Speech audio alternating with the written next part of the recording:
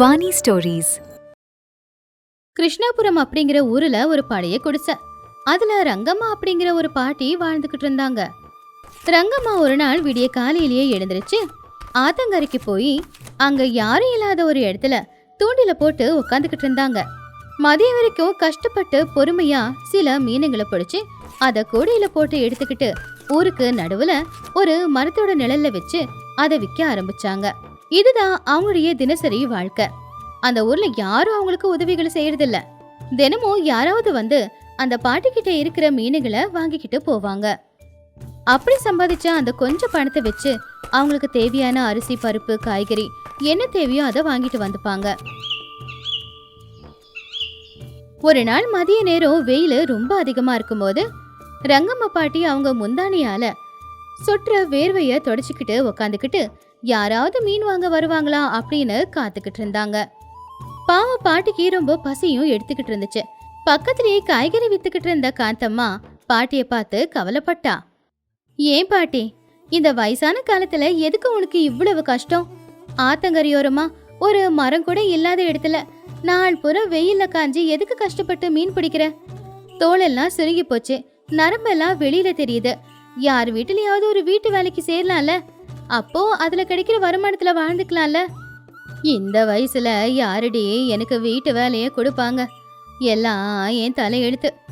ஏதோ இந்த ஒரு தூண்டில வச்சுக்கிட்டு கிடைக்கிற 4 மீனை வித்துக்கிட்டு கிடைக்கிற பணத்துல கூழோ கஞ்சியோ குடிச்சுக்கிட்டு என் வாழ்க்கைய ஓட்டிக்கிட்டு இருக்கேன். எனக்கு இதுவே போது விடு. யார்கிட்டயும் கையை நீட்டி வாழ வேண்டிய அவசியம் எனக்கு இல்லை. நான் என்னோட கஷ்டத்திலேயே வாழ்ந்துகிட்டு இருக்கேன். அடுத்த நாள் காலையில பாட்டி எப்பவும் போலவே ஆத்தங்கரைக்கு போய் அங்க பொறுமையா உட்காந்துக்கிட்டு மீனை பிடிச்சுக்கிட்டு இருந்தாங்க. அப்பதான் ஊருக்குள்ள ஏதோ ஒரு சத்தம் கேட்டுச்சு. ஊரோட ஜமீன்தாரான பூபதி, அவர்கிட்ட வேலை பார்க்கிற சூர்யா, அப்புறம் அந்த ஆற குத்தகைக்கு வாங்கின ராமுவும் அங்க வந்தாங்க. அப்போ சூர்யா தூரத்துல உட்காந்துக்கிட்டு இருந்த பாட்டிய காட்டினா. ஐயா ஜமீன்தார் ஐயா, நான் காசை கொடுத்து இந்த ஆறை குத்தகைக்கு எடுத்திருக்கேன். ஆனா இந்த கிழவி தினமும் இங்க வந்து மீனை பிடிச்சிக்கிட்டு போறாங்களே, இதுல என்னங்க ஐயா நியாயம் இருக்கு? இப்படி பண்ணி என் வியாபாரத்துல நஷ்டம் வந்தா நான் குத்தகை பணத்தை எப்படி கொடுக்க முடியும்? என் வயித்துல அடிக்கிறாங்களே. அதை கேட்டு ஜமீன்தாருக்கு ரொம்பவும் கோவம் வந்துச்சு. அவர்கிட்ட குத்தகைக்கு எடுத்தவனுக்கு நஷ்டம் வரக்கூடாது இல்லையா? அதனால அவரு கம்பீரமா கோவமா பாட்டி கிட்ட போனாரு. பாட்டி ஜமீன்தார பார்த்த உடனேயே எழுந்திருச்சு தூண்டில கீழே போட்டுட்டு கைய கட்டிக்கிட்டு நின்னுக்கிட்டு இருந்தாங்க. என்ன பாட்டி, இங்க என்ன பண்ணிக்கிட்டு இருக்கீங்க? இப்படி ஊர்ல இருக்கிற ஆத்துல உங்க விருப்பத்துக்கு மீன் பிடிக்க கூடாதுன்னு தெரியாதா? இப்படி நீங்க மீன் பிடிச்சிங்கன்னா இந்த ஆத்த குத்தகைக்கு எடுத்தவங்களுக்கு என்ன லாபம் கிடைக்கும்? எதுக்காக அவங்க வயித்துல அடிக்கிறீங்க? உங்க பாட்டுக்கு தினமும் வந்து மீனை பிடிச்சிக்கிட்டு போனா குத்தகைக்கு எடுத்தவனோட நிலைமை என்ன ஆகிறது? ஐயா ஜமீன்தார் ஐயா, இந்த வயசான காலத்துல நான் என்ன வலைய போட்டு 100 மீனா பிடிச்சிக்கிட்டு போக போறேன்? காலையில இருந்து மதியம் வரைக்கும் உக்காந்து தூண்டில போட்டு 4 சின்ன மீன் கிடைச்சதுன்னா அதை கொண்டு போய் வித்து அதுல வர வருமானத்துல என் பொழப்ப நான் பார்த்துக்கிட்டு இருக்கேன். இப்ப அதையும் செய்யக்கூடாதுன்னு நீங்க சொன்னீங்கன்னா நாளைக்கு நான் பசி பட்டினியோட தாங்க ஐயா வாழணும். ஜமீன்தார் பூபதி அந்த அளவுக்கு மனசாட்சி இல்லாத ஆள் இல்ல. அவருக்கு பாட்டியோட நிலைமைய பார்த்தது கவலையா தான் இருந்துச்சு. ஆனா என்ன பண்றது, அவர் ஊரோட தலைவர். ரூல்ஸ்னா ரூல்ஸ் தான், அத யாராலையும் மீற முடியாது இல்லையா? அம்மா, உங்களை பார்த்தா எனக்கு கவலையா தான் இருக்கு. உங்களுக்குன்னு யாரும் இல்லைன்னு எனக்கு தெரியும். ஆனா என்ன பண்றது, நான் சட்டப்படி தானே நடந்துக்கணும். நீங்க இந்த ஆத்துல மீன் பிடிக்க என்னால ஒத்துக்க முடியாது. இது அவருக்கு சொந்தம். நீங்க சட்டப்படி வேற எந்த வேலை வேணும்னாலும் செஞ்சுக்கலாம். இதையும் மீறி நீங்க ஆத்துல மீன் பிடிச்சிங்கன்னா அப்புறம் உங்களுக்கு இந்த ஊரோட தலைவரா நான் தண்டனை கொடுக்க வேண்டியது இருக்கும். இதுதான் இந்த ஊரோட சட்டம் அப்படின்னு சொல்லி ஜமீன்தார் கொஞ்சம் கவலையா அங்கிருந்து போயிட்டாரு. பாவம் பாட்டி ரொம்பவும் கவலையா தூண்டிலையே கூடையை எடுத்துக்கிட்டு வீட்டுக்கு கிளம்புனாங்க. ஐயோ கடவுளே, எதுக்காக எனக்கு இவ்வளவு கஷ்டத்தை கொடுக்குற? இத்தனை நாளா ஏதோ 4 மீனை பிடிச்சோமா, கிடைச்சத சாப்பிட்டோமா அப்படின்னு நிம்மதியா வாழ்ந்துகிட்டு இருந்தேனே. இப்போ நான் பிடிக்கிற மீனை கூட பிடிக்க கூடாது அப்படின்னு சொல்லிட்டாங்களே. கடவுளும் இயற்கையும் கொடுத்த இந்த ஆத்தையும் கூட எல்லாருமே வியாபாரமா மாத்தினா என்ன மாதிரி எதுவுமே இல்லாதவங்க எப்படி சாமி வாழ்றது? என்னோட வாழ்க்கை எதனால இவ்வளோ மோசமா இருக்குன்னே தெரியலையே. என்னோட பொழப்புல இப்படி மண்ணை அள்ளி போட்டுட்டானுங்களே. நான் இனி எப்படி வாழ போறேன்? தினமும் பசியும் பட்டினியுமா எப்படி வாழ்றது? இப்படியே 2 நாளும் போச்சு. பாட்டி மீன் பிடிக்காம 2 நாளா வீட்டுல சாப்பிட எதுவும் இல்லாம பசியும் பட்னியோட உட்காந்துக்கிட்டு இருந்தாங்க. அவங்க உடம்புல சுத்தமா பலம் இல்ல, கால் எடுத்து முன்னாடி வைக்க முடியல. அப்பதான் பாட்டிக்கு ஒரு யோசனை வந்துச்சு. ஊரோட எல்லையில ஒரு சின்ன கால்வாய் இருந்துச்சு. அந்த கால்வாய் அந்த ஊருக்கு சம்பந்தப்பட்டது இல்ல, அது பக்கத்து ஊர்ல இருந்து வருது. அந்த கால்வாய்க்கு எந்த சட்டதிட்டமும் இல்லையேன்னு சொல்லி பாட்டி அந்த கால்வாய் கிட்ட போனாங்க. நாள் பூரா அந்த கால்வாய் கிட்ட உட்காந்துக்கிட்டு இருக்கும்போது அவங்களுக்கு சின்ன சின்ன மீனுங்க சிலது கிடைச்சிது. அதை எடுத்துக்கிட்டு அவங்க நேரா வீட்டுக்கு வந்தாங்க. வீட்டுக்கு வந்ததும் பாட்டி யோசிக்க ஆரம்பிச்சாங்க. இன்னைக்கு இந்த மீனை போட்டு குழம்பு செஞ்சு நாம சாப்பிடலாம் அப்படின்னு யோசிச்சாங்க. அவங்களுக்கு மீன் பிடிக்க மட்டும் வராது, மீன் குழம்பு எல்லாத்த விடவும் ரொம்ப சுவையா வைக்கிறது நல்லாவே வரும். அந்த மீன் குழம்பு சின்ன வயசுல இருந்தே அவங்க கத்துக்கிட்டது. அப்பதான் பாட்டிக்கு ஒரு யோசனை வந்துச்சு. மீனை பிடிச்சி வைக்காம மீன் குழம்பு செஞ்சு விற்கலாம் அப்படின்னு ஒரு யோசனை வந்துச்சு. மீன் குழம்பு செஞ்சு அந்த குழம்பு செஞ்ச பாத்திரத்தை தலையில சுமந்துக்கிட்டு ஊருக்கு நடுவுல இருக்கிற பஞ்சாயத்து மரத்துக்கு கீழே வச்சு விற்க ஆரம்பிச்சாங்க. சூடான குழம்பு, மணமணக்கிற குழம்பு, முள்ளில்லாத மீனோட குழம்பு, வாங்கய்யா வாங்க அப்படின்னு சொல்லி பாட்டி விற்க ஆரம்பிச்சாங்க. அந்த மீன் குழம்பு வாசம் காத்துல பறந்து எல்லார்கிட்டயுமே போச்சு. அப்ப காத்தம்மா ஒரு கிண்ணத்தை எடுத்துக்கிட்டு அங்க வந்தா. அட அட அட, என்ன பாட்டி இது? என்ன வாசம் இது? எனக்கு ஒரு கிண்ண குழம்பு கூட. காந்தம்மா அந்த குழம்பு சாப்பிட்ட பார்த்த உடனே ரொம்பவும் சந்தோஷப்பட்டா. என்ன குழம்பு பாட்டி இது? இது குழம்பே இல்ல, அமிர்த மாதிரி இருக்கு.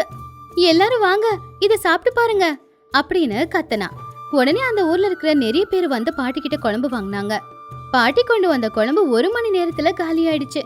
அவங்க எதிர்பார்க்காத அளவுக்கு அவங்களுக்கு பணம் கிடைச்சது. நேத்து வரைக்கும் அவங்க கண்ணுல இருந்த சோகம் போய் இப்போ ஒரு தைரியமும் சந்தோஷமும் தெரிஞ்சுது. இது இப்படி இருக்கும்போது ஜமீன்தாருடைய வீட்டுல ஜமீன்தார் ஊஞ்சல்ல உட்காந்துக்கிட்டு இருந்தாரு.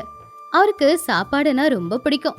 ஆனா சில நாட்கள் அவரு சுவையான ஒரு சாப்பாடு சாப்பிட்டதே இல்ல. பாவம் அவருடைய நாக்கே செத்து போச்சு.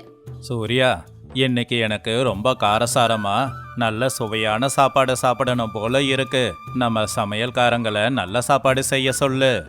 ஐயா, நம்ம சமையல்காரங்க செய்யற சாப்பாடு தான் உங்களுக்கு பிடிக்கிறது இல்லையே. அவங்களுக்கு நம்ம கிராமத்து சமையலெல்லாம் செய்ய வர மாட்டேங்குதுங்க ஐயா. அப்படின்னா சரி, நம்ம ஊர்லயே யாருன்னா எதனா நல்லா சமைச்சிருக்காங்களான்னு பார்த்து அவங்க கிட்ட இருந்து அதை வாங்கிக்கிட்டு வா. சீக்கிரமா போ. சூர்யா ஊருக்குள்ள கிளம்புனா. அவன் ஊர் பஞ்சாயத்து கிட்ட வந்தான். அப்ப அங்க ஊர்க்காரங்க எல்லாரும் சேர்ந்து பாட்டி சமைச்சு கொடுத்த அந்த மீன் குழம்பு பத்தி தான் பேசிக்கிட்டு இருந்தாங்க. உடனே சூர்யா பாட்டிய பார்த்தா.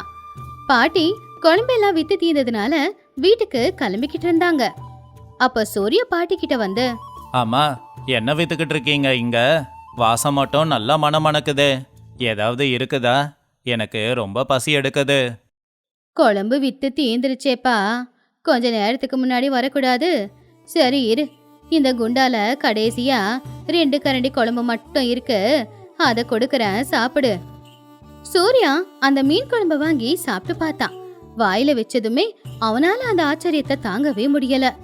அந்த மீன் குழம்புல உப்பு புளி காரம் எல்லாமே சரியா இருந்துச்சு.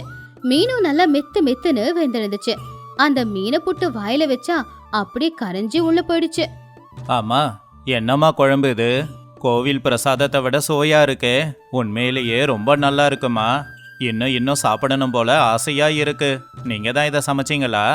ஆமாப்பா, நானே என் கையால சமைச்சது. அப்படின்னா என் கூட வாங்கம்மா. ஜமீன்தாரு இதே மாதிரி குழம்ப சாப்பிடணும்னு தான் விருப்பப்பட்டாரு. இதை சாப்பிட்டு பார்த்தா அவரு வீட்லயே உனக்கு வேலை போட்டு கொடுப்பாரு. உன் கஷ்டம் எல்லாம் போயிடும். பாட்டி பயந்து போய், ஜமீன்தார் வீட்டுக்கா? ஐயோ, நான் வர மாட்டேப்பா. அவரு ரொம்ப கோவக்காரரு. ஆத்துல நான் மீன் பிடிச்சதுக்கே என்ன திட்டிக்கிட்டு இருந்தாரு. என்னை இப்ப பார்த்தா அவரு மறுபடியும் திட்டுவாரு. நான் வர மாட்டேன்ப்பா. எதுக்குமா பயப்படுற? நான் இருக்கேன்ல, அவரு எதுவும் சொல்ல மாட்டாரு. உன் சமையல் அவரை மாத்திடும் அப்படின்னு பாட்டிக்கு தைரியத்தை கொடுத்துட்டு சூர்யா நேரா பாட்டிய ஜமீன்தார் வீட்டுக்கு கூட்டிக்கிட்டு வந்தான். ஜமீன்தார் சாப்பிடுறதுக்காக ஒரு டேபிள் முன்னாடி உக்காந்துக்கிட்டு இருந்தாரு. அப்பதான் பாட்டியும் உள்ள வந்தாங்க. பாட்டி பயந்துகிட்டே ஜமீன்தார பார்த்தபடியே குண்டாவை இறக்கி கீழே தரையில வச்சாங்க. ஐயா, நீங்க கேட்ட மாதிரியே ரொம்ப நல்ல குழம்பு கிடைச்சிருக்கு. இத சாப்பிட்டு பாருங்க. ஜமீன்தார் சரி அப்படின்னு சொல்லி அந்த பாட்டி கொடுத்த குழம்ப சாப்பாட்டுல கலந்து ஒரு வாய் எடுத்து வச்சாரு. அவ்வளவுதான், தானாவே அவருடைய கண்ணை மூடிக்குச்சு. அவரு ரசிச்சு ருசிச்சு சாப்பிட ஆரம்பிச்சாரு. அதோட சுவை அவருக்கு ரொம்பவுமே பிடிச்சு போச்சு. அட அட, என்னடா இது இவ்வளோ சுவையா இருக்கு. இந்த மாதிரி ஒரு மீன் குழம்ப நான் சாப்பிட்டதே இல்லை. சின்ன வயசுல என் பாட்டி சமைச்சு கொடுத்த குழம்பு இப்படி தான் சுவையா இருக்கும். இந்த குழம்பு என் பாட்டி சமைச்ச குழம்பு மாதிரியே இருக்குடா. இது இந்த பாட்டி சமைச்ச குழம்புங்க ஐயா. ஜமீன்தார் தலையை நிமித்தி பார்த்தாரு. அங்க கைய கட்டிக்கிட்டு ரொம்பவும் பயந்து போய் நின்னுக்கிட்டு இருந்த பாட்டிய பார்த்தாங்க. ஆமா, நீங்களா? உங்களை தானே நான் 2 நாளைக்கு முன்னாடி வந்து ஆத்துல மீன் பிடிக்க கூடாது அப்படின்னு சொன்னேன். அப்ப மறுபடியும் திருட்டுத்தனமா மீனை பிடிச்சிங்களா? என் சட்டத்தை மீறிட்டீங்களா? அப்படின்னு ஜமீன்தார் கோவமா கேட்ட உடனே பாவம் பாட்டி பயந்துட்டாங்க. அவங்க கைய கட்டிக்கிட்டு பொறுமையா இப்படி சொன்னாங்க. ஐயா, என்ன மன்னிச்சிடுங்க ஐயா. அன்னைக்கு உங்ககிட்ட அனுமதி கேட்காம ஆத்துல மீன் பிடிச்சதுக்கு. ஆனா நீங்க வந்து சொன்னதுக்கு அப்புறமா மறுபடியும் அந்த ஆத்துக்கு போய் நான் மீனை பிடிக்கலங்க ஐயா. உங்க சட்டத்தை மீற அளவுக்கு தைரியம் எனக்கு இல்ல. ஆனா இந்த மீன் அங்க பக்கத்து ஊர்ல இருந்து ஒரு கால்வாய் தண்ணி வருதே, அதுல இருந்து பிடிச்சங்கய்யா. அதுல சின்ன சின்ன மீனா மாட்டுறதுனால சந்தையில யாரும் என்கிட்ட மீன் வாங்குறது இல்ல. வேற வழி இல்லாம அந்த சின்ன மீனுங்களை போட்டு நானே குழம்பு செஞ்சு அதை ஊருக்கு நடுவுல கொண்டு வந்து வித்தேன். நல்லா இருக்குன்னு சொல்லி எல்லாரும் வாங்கினாங்க ஐயா. இப்படிதாங்க ஐயா கஷ்டப்பட்டு என் வாழ்க்கைய நான் வாழ்ந்துகிட்டு இருக்கேன் அப்படின்னு பாட்டி கைய கட்டிக்கிட்டு நடுங்கிற குரல்ல ஜமீன்தார் கிட்ட சொல்லும்போது, இத்தனை நாளா ஒரு வயசான பாட்டிய பட்னியா போட்டிருக்கேனே அப்படின்னு சொல்லி ஜமீன்தார் ரொம்பவும் வருத்தப்பட்டாரு. பாட்டியோட கண்ணுல இருக்கிற நேர்மை, அவங்க முகத்துல இருக்கிற வலி, இது எல்லாத்தையும் பார்த்து ஜமீன்தார் அந்த பாட்டிய மதிச்சாரு. இந்த வயசுலயே கஷ்டப்பட்டு உழைக்க நினைக்கிற அந்த பாட்டியோட குணம் அவருக்கு பிடிச்சிருந்துச்சு. அதனால ஜமீன்தார் சந்தோஷமா, பாட்டி, உங்களை சும்மா சொல்லக்கூடாது. நீங்க ரொம்ப புத்திசாலி. மீன் விற்கலன்னு மீனை குழம்பா செஞ்சு வித்திருக்கீங்க. உங்க வியாபாரம் நல்லா நடந்திருக்குமே. நடந்திருக்கும். அதான் காலியா இருக்கிற குழம்பு பாத்திரத்தை பார்க்கும்போது தெரியுதே. உங்களை புரிஞ்சுக்காததுக்கு என்ன மன்னிச்சிடுங்க அப்படின்னு சொல்லி பாட்டிய பார்த்து அவரு ரொம்ப பாசமா 4 வார்த்தைய பேசினாரு. பரவாயில்லையே, கை இவ்வளோ நடுங்குது. ஆனாலும் இவ்வளோ நல்லா மீன் குழம்பு வச்சிருக்கனா நீ சாதாரண ஆள் இல்ல. இந்த மீன் குழம்ப சாப்பிட்ட நொடியிலிருந்து ஒன்று புரிஞ்சு போச்சு. உன்னோட மீன் குழம்புக்கு நான் அடிமையாயிட்டேன் அப்படின்னு. ஆனா இனிமே நீ இவ்வளோ கஷ்டப்பட வேண்டிய அவசியம் இருக்காது பாட்டி. வேற என்னங்கய்யா நான் செய்யறது? நீ இனிமே என்னோட வீட்லயே இரு பாட்டி. என் வீட்டுல நான் மட்டும் கிடையாது, என் கூட சேர்ந்து நிறைய வேலைக்காரங்க இருக்காங்க. எல்லாருக்குமே தினமும் சமைச்சு கொடுக்கணும். உனக்கு உதவி செய்ய ஆளுங்க இருப்பாங்க. அவங்க கிட்ட எதை எப்படி போடணும்னு மட்டும் சொன்னா போதும். உனக்கு எந்த கஷ்டமும் இல்லாம நான் பாத்துக்கறேன். ஜமீன்தார் சொன்னது கேட்டு பாட்டியோட கண்ணுல இருந்து கண்ணீர் வந்துச்சு. ஐயா, கடைசி வரைக்கும் தனிமையிலேயே வாழ்ந்து ஆனாத பொணமா போக போறேனோ அப்படின்னு நினைச்சுக்கிட்டு இருந்த எனக்கு நீங்க ஒரு வேலையையும் போட்டு கொடுத்து ஒரு வீட்டையும் காட்டி ஒரு குடும்பத்தையும் கொடுத்துருக்கீங்க. அப்படின்னா இந்த வயசான காலத்துல இந்த கிழவிக்கு அதை விட வேற என்னங்கய்யா வேணும் அப்படின்னு கண்ணுல கண்ணீரோட சொன்னாங்க பாட்டி. பாட்டிய ஜமீன்தார் உடனே வீட்டுக்குள்ள கூட்டிக்கிட்டு போய் அவங்க கட்டிக்கிறதுக்கு தேவையான புடவை, அவங்க தங்குறதுக்கான ஒரு வீட்டையும் கொடுத்தாங்க. அன்னையில இருந்து ஜமீன்தாருடைய அந்த வீட்டுல அந்த பாட்டிக்கு ஒரு கௌரவம் கிடைச்சது. சூர்யா காந்தம்மா 2 பேரும் அந்த காட்சியை பார்த்து ரொம்ப சந்தோஷப்பட்டாங்க. பாட்டி சந்தோஷமா ஜமீன்தார் வீட்டுல சமையல் செஞ்சுக்கிட்டு இருந்தாங்க. கடவுள் நமக்கான ஒரு வழியை மூடிட்டானா அவன் கஷ்டத்தை கொடுக்கறான்னு நினைக்க கூடாது. அந்த வழி ரொம்ப சின்னது, இந்த வழி ரொம்ப பெருசுன்னு சொல்லி வேற ஒரு வழிய நம்ம வாழ்க்கையில அவன் காட்டுவான். அந்த வழியில நம்ம போனோம்னா வாழ்க்கை ரொம்ப சந்தோஷமா இருக்கும்.